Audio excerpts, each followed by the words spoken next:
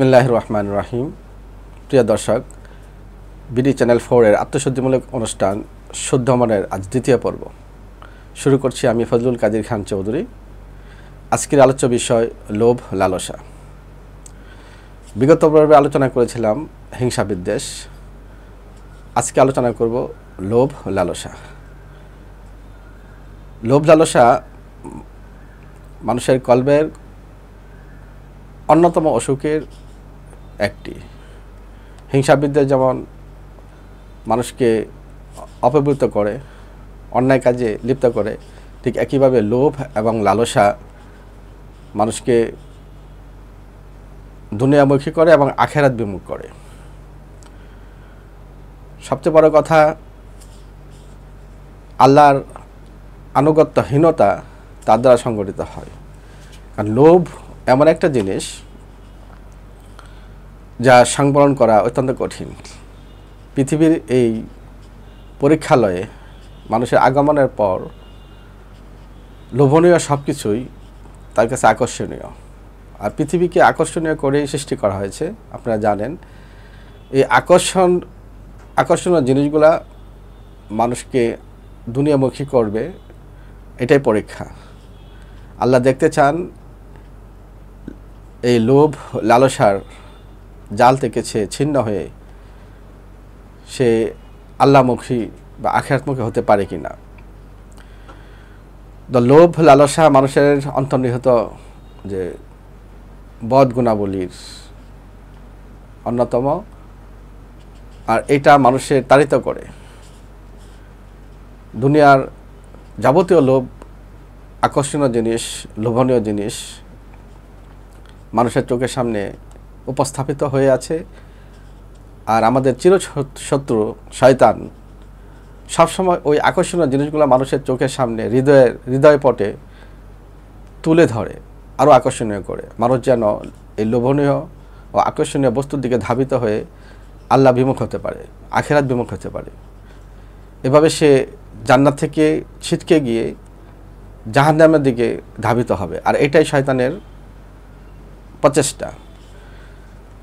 তো দর্শক মণ্ডলী, আমাদেরকে অবশ্যই সবসময় মনে রাখতে হবে, আমাদের এই পরীক্ষা উত্তীর্ণ হইতে হবে।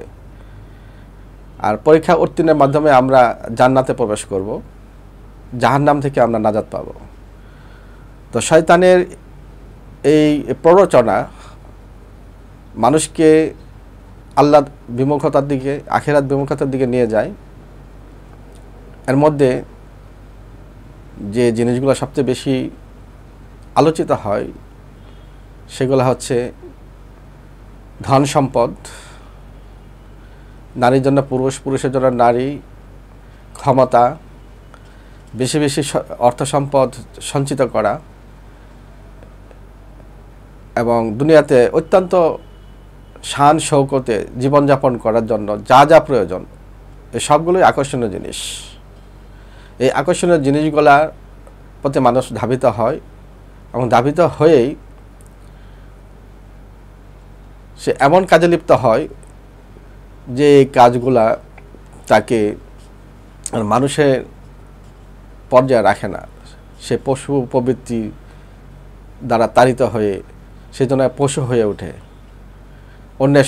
অন্যের সম্পদ লুণ্ঠনে, ক্ষমতার অপব্যবহারের মাধ্যমে অন্যকে নিষ্পেষিত, নির্যাতিত করা, এগুলা তার কাছে খুব খারাপ কিছু মনে হয় না। ধন সম্পদ সঞ্চিত করার জন্য সে অত্যন্ত নিকট আত্মীয়, বন্ধুবান্ধব এবং অত্যন্ত ভালো মানুষ যারা আছে তাদের বুকের উপর পাড়া দিয়ে সে ধন সম্পদ সঞ্চয় করবে, এটা হয়ে যায় তার তামান্না। তো এই টার্গেটে যখন সে দৌড়াতে থাকে, তখন সে মানবীয় গুণাবলী হারায়, আর সে পশু প্রবৃত্তি মাধ্যমে সে একটা পশু চরিত্রে রূপান্তরিত হয়। তখন সে দৃষ্টিশক্তি দিয়ে যা দেখে মূলত তা সত্য নয়।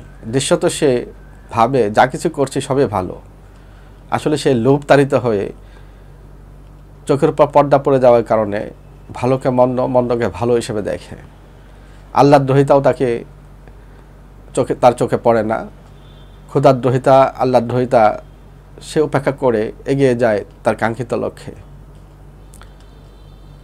তাই এই বদগুণটি প্রত্যেকের ভিতরেই এমন প্রবলভাবে আছে, যার ফলে প্রত্যেকেই এ থেকে মুক্তির জন্য চেষ্টা করতে হবে। অন্যথায় এই লোভ, এই লালসা মানুষকে কিভাবে একটা দানবে পরিণত করে আমরা বর্তমান বিশ্বে, আমাদের সমাজে, বিশ্বে যদি তাকাই তাহলে আমি দেখতে পাবো। সর্বত্রই মানুষ, হাতে পায়ে, চোখে, শরীরে মানুষ, কিন্তু অন্তর্দৃষ্টির দিক থেকে সে মানবদেহী, দেহধারী অমানুষ এবং পশু বা পশুর চেয়ে নিচে চলে যায়।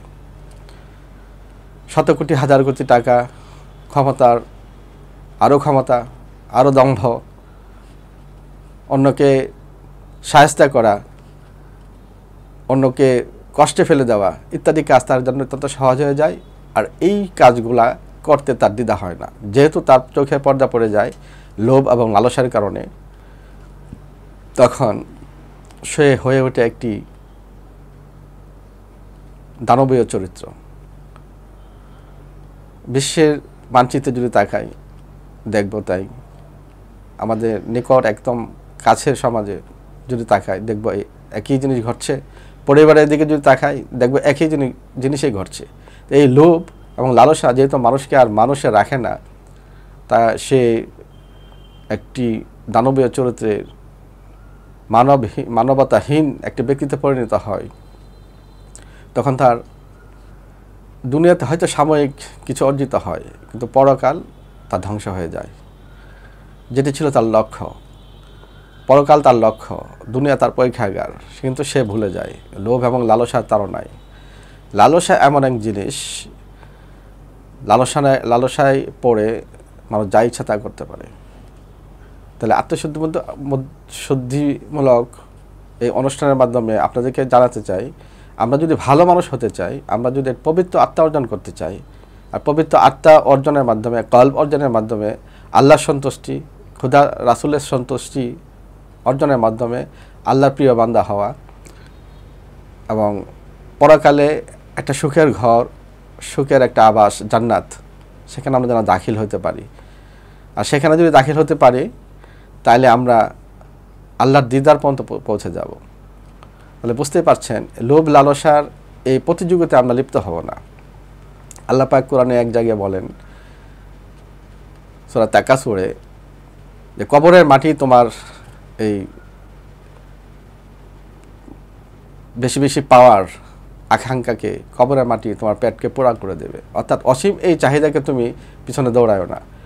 অসীম চাহিদা কখনো এই পৃথিবীতে ফুলফিল করা সম্ভব না। অতএব বুঝতে পারছি যে আমাদের এই লোভ লালসার তাড়না থেকে আমাদেরকে মুক্ত হতে হবে। এর জন্য আমাদের কিছু প্রক্রিয়া আছে। এই লোভ লালসার জন্য খোদার ভীতি আমাদের অর্জন করতে হবে, আখিরাতের ভয়, দুজকের ভয় লালন করতে হবে, আল্লাহর অসন্তুষ্টি হয়ে আল্লাহর গজবে পরিণত হব, শিকার হব, এটা ভেবে এ থেকে আমাদের দূরে থাকতে হবে। আর এর জন্য কিছু আমল আছে, কিছু সাধনা আছে, করতে হবে। যেমন লোভ লালসা থেকে বাঁচার জন্য সবসময় নিজের দিকে, নিজের প্রত্যেকটা কর্মের দিকে খেয়াল রাখতে হবে, যেন আমার এই কাজটা লোভ বা লালসার কারণে হচ্ছে কিনা। যখনই হয় তখনই আমরা সেটা থেকে ফিরে আসব। আর এর জন্য আমাদের কিছু ইবাদত করতে হবে, সবসময় আল্লাহর স্মরণ, সার্বক্ষণিক আল্লাহর জিকির আজকার, রোজা রাখা, রোজার মাধ্যমে তাকওয়া অর্জন হয়। আর দান খয়রাত, বেশি বেশি দান খয়রাত করতে হবে, ভালো ভালো কাজ করতে হবে। এই ভালো ভালো কাজের মাধ্যমে আল্লাহর রহমত এবং বরকত আসবে। তখন আমাদের সেই লোভ লালসা তাড়নার থেকে আমরা হয়তো আল্লাহর হেফাজতের ভিতরে চলে যাব। আর সবচেয়ে বড় কথা, লোভ লালসাকে নিজে দমন করতে হবে। এজন্য বেশি বেশি জিকির আজকার, কোরআন তেলাওয়াত করতে হবে। মানবের কল্যাণ, সমাজের কল্যাণ, সবার কল্যাণ চাইতে হবে, প্রত্যেকটা মানুষের কল্যাণ চাইতে হবে। যখন আপনি কল্যাণ চাইবেন তখন তার প্রতি আপনার লালসা থাকবে না। আপনি অন্যের সম্পদ, অন্যের মানে ক্ষমতা, এগুলোর দিকে তাকাবেন না, সবসময় নিজের দিকে তাকাবেন যে আমাকে ভালো হয়ে আল্লাহর সন্তুষ্টি অর্জন করতে হবে। অন্যকে আল্লাহ ক্ষমতা দিয়েছে, আলহামদুলিল্লাহ। অন্যকে আল্লাহ সম্পদ দিয়েছে, আলহামদুলিল্লাহ। আপনার নিজের যদি প্রয়োজন হয় আল্লাহর কাছে চাইবেন।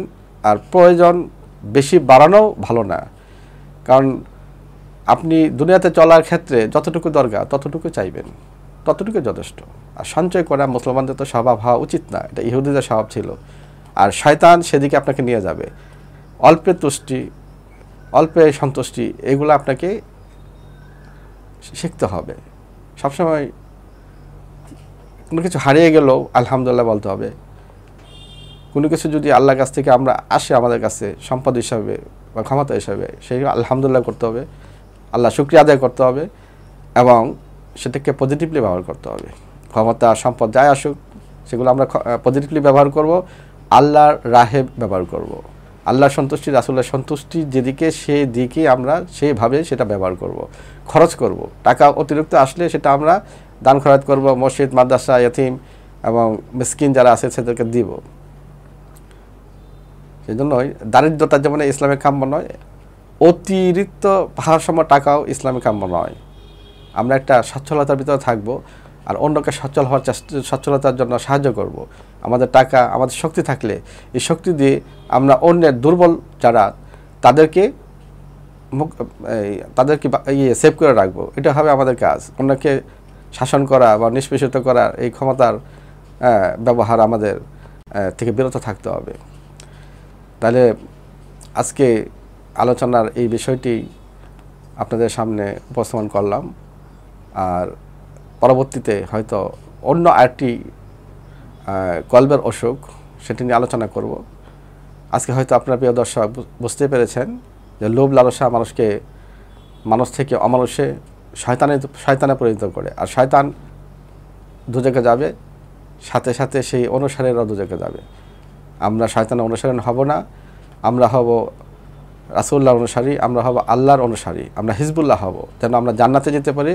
আল্লাহর রাসূলের হাতে যেন আমাদের জান্নাত হয় এবং আল্লাহর দিদার পেয়ে আমরা যেন আমাদের মানব জীবনের মূল লক্ষ্যে চরম সফলতায় পৌঁছতে পারি। সেই কামনায় আজকে এখানে শেষ করলাম। পরবর্তীতে অন্য একটি বিষয় নিয়ে আলোচনা করব। ভালো থাকবেন। আল্লাহ হাফেজ।